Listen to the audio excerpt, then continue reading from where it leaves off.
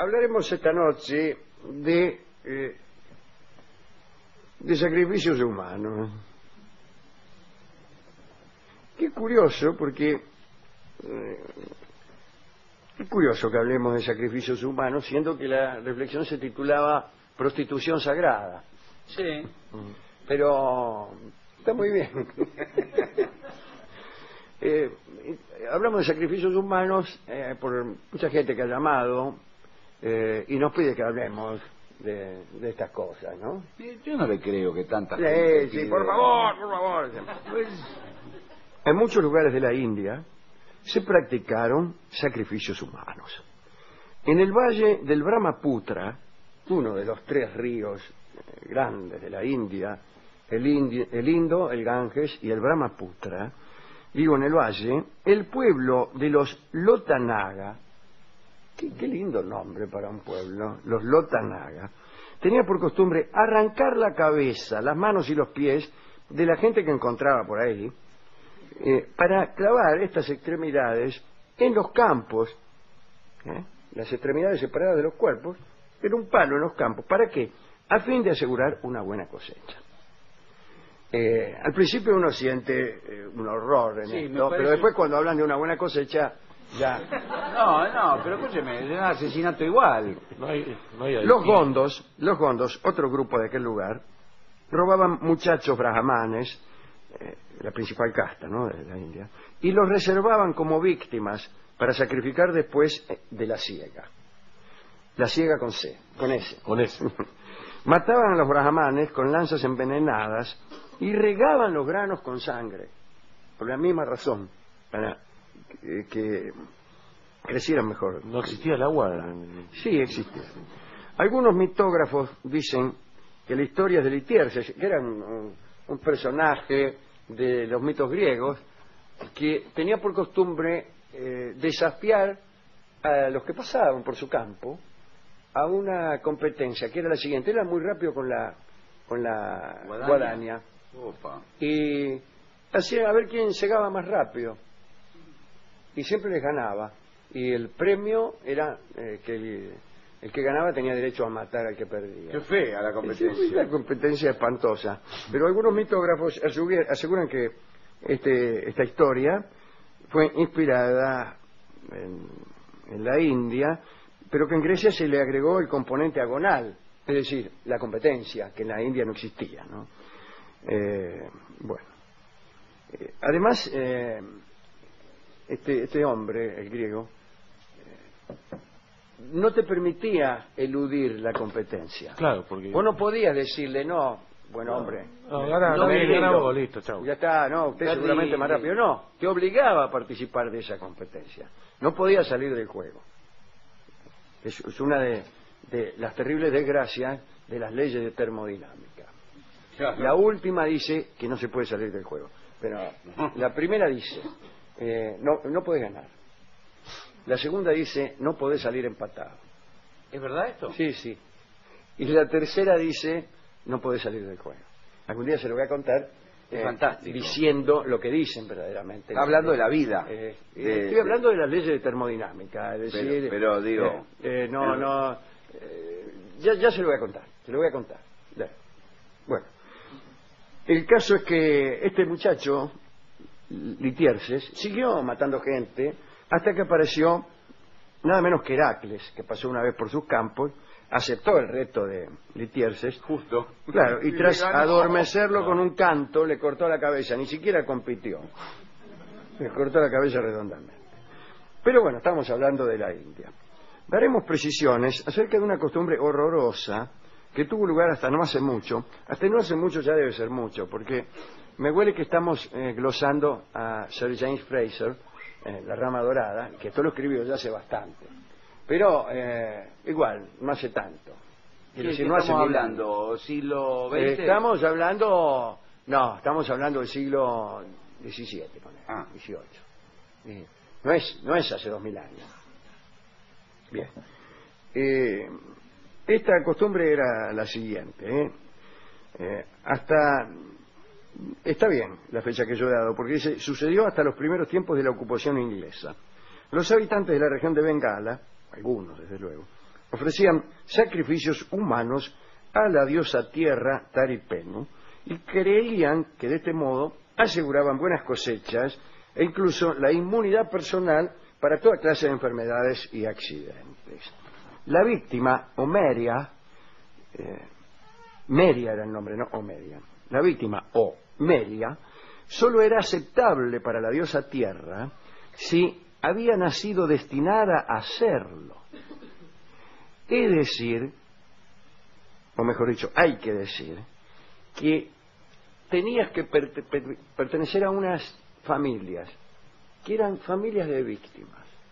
Tenías que ser hijo ya de una víctima. Y así como había personas, incluso en el occidente, destinadas a ser verdugos, en Bengala existía una dinastía de seres destinados al sacrificio. Y había familias de personas destinadas a ser sacrificadas, cuyos antepasados ya habían sido sacrificados y ofrecidos a la diosa. Las víctimas vivían muchos años, recién eran sacrificados después de que tuvieran hijos, para garantizar la sucesión en los horrores del ritual. Al llegar a la madurez, un joven Meria recibía una esposa, usualmente también perteneciente a una familia de víctimas, y con ella también recibía una parte de tierras y ganado. Ese tipo de familias, de futuros sacrificados, debían tener mucha progenie para que pudiera garantizarse, como se ha dicho, la sucesión y para que hubiera siempre suficientes víctimas para cada nueva siembra. Mira qué horror. Las víctimas eran consideradas seres sagrados. Antes del espanto se las trataba con extremo afecto, mezclado de respeto, y eran bien recibidas en todas partes. El modo de verificarse el sacrificio era el siguiente. 10 o 12 días antes de realizarse, la víctima era consagrada mediante un corte de pelo que hasta ese momento jamás debía tocarse. Así tenían el pelo largo y ese día se lo cortaban, 10 o 12 días antes de reventarlo. Multitudes de hombres y mujeres se congregaban para atestiguar aquel primer paso y se entregaban, según el cronista, a varios días de orgía salvaje y obscena lascivia. Obscena lascivia es un lindo nombre, ¿eh? La banda de punk. Sí. ¿Cómo se llama usted? No, para una señora. Para una persona, obscena ¿Cuál es su nombre, señora? Obscena lascivia.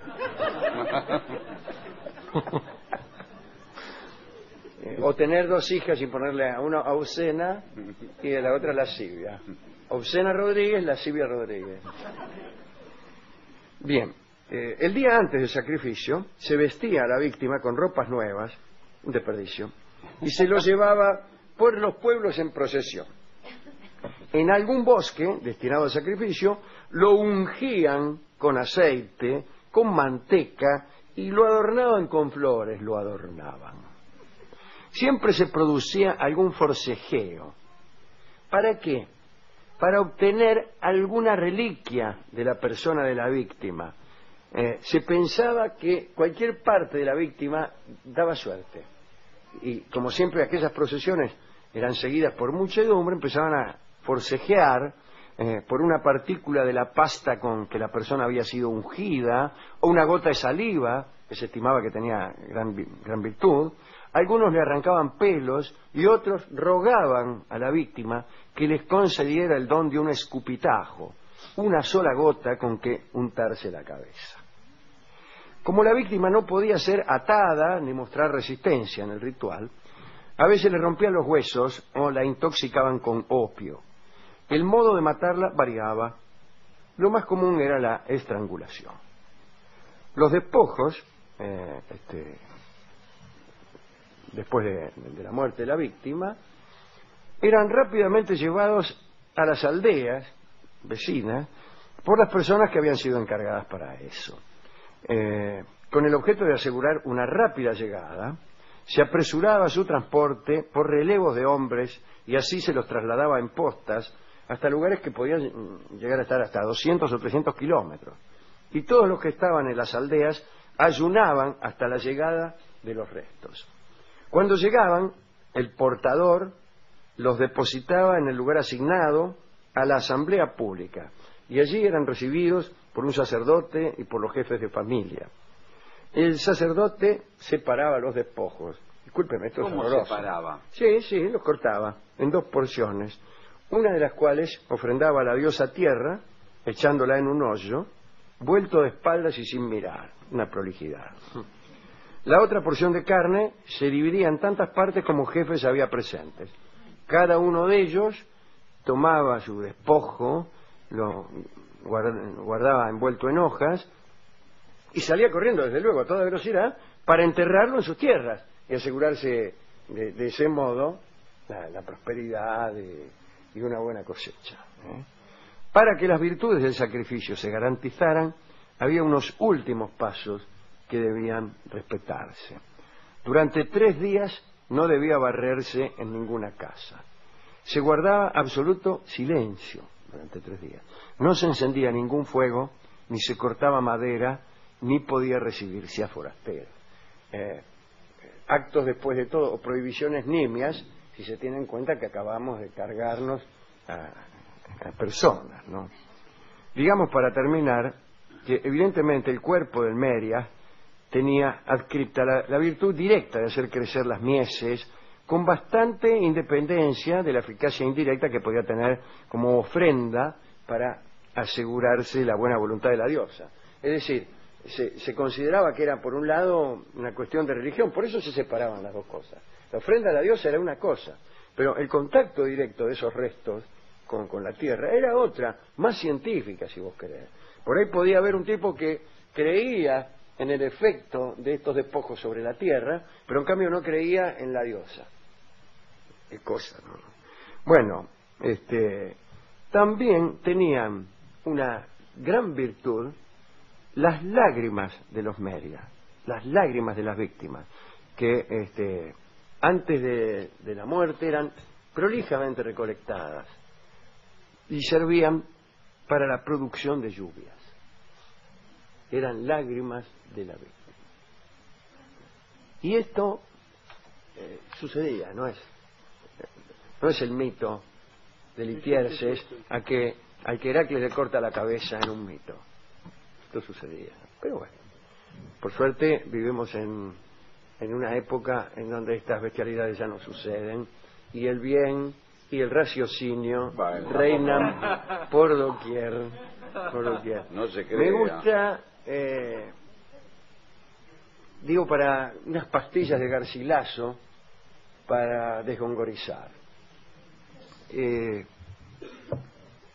Los árabes creían que en su paraíso, creen en el paraíso, hay unas vírgenes, las huríes, que tienen la virtud de ser vírgenes perpetuamente, aún después de haber dormido y de haber yacido con algún hombre. Renuevan su virginidad después de cada lance amoroso. Pero esa es una virtud de relativa atracción. Pero una virtud que sí es extraordinaria es esta: sus lágrimas son tan dulces que una sola gota caída en el mar endulzaría el agua de todos los océanos. Es más linda esa leyenda de las lágrimas de las huríes, más lindo ese efecto que el efecto de las lágrimas de las víctimas de estos horrorosos sacrificios humanos. Fuimos a la discoteca y... No, esta es una historia... Y a él le fascinó lo de Pojo y todo eso. Sí, se la hizo contar como 10 veces, porque el discotecario es muy morboso. Claro. Dice, qué milagro, dice que no salió en la crónica. Pero, y se asustó. Sí, porque bueno, Pues se asustó, también dice, le gusta, pero sí, se asusta. le gusta, pero después dice, ahora me confesó, dice, ahora me voy a soñar. Me voy a soñar. Y después me dijo que él en realidad tenía un cuñado. Sí, él empieza a contar una historia que no tiene nada que ver. También le daba gana, ahora que había oído eso, le daba ganas de sacrificarlo y de enterrarlo en un terreno para plantar sandia. Estuvo como 2 horas contándome eso y finalmente yo me cansé. No, pero bueno, y me imagino que no debe ser fácil encontrar un disco que tenga que ver con esta historia. Sí, tiene que ver con lo último que hemos dicho, con las lágrimas. Ya que se llama Una lágrima, el tango que vamos a escuchar, en la versión de nuestra cantante Ruth Ataguile. Una lágrima es un tango que ha sido escrito evidentemente pensando o bien en los sacrificios de la India, de Bengala, o en las huríes del paraíso musulmán. ¿Quién lo escribió? No recuerdo, son autores de... Pues le digo, son dos autores no muy conocidos. ¿Y es un tango antiguo? Es un tango antiguo, lo cantaba de la India. Una lágrima, por Ruth Ataguile.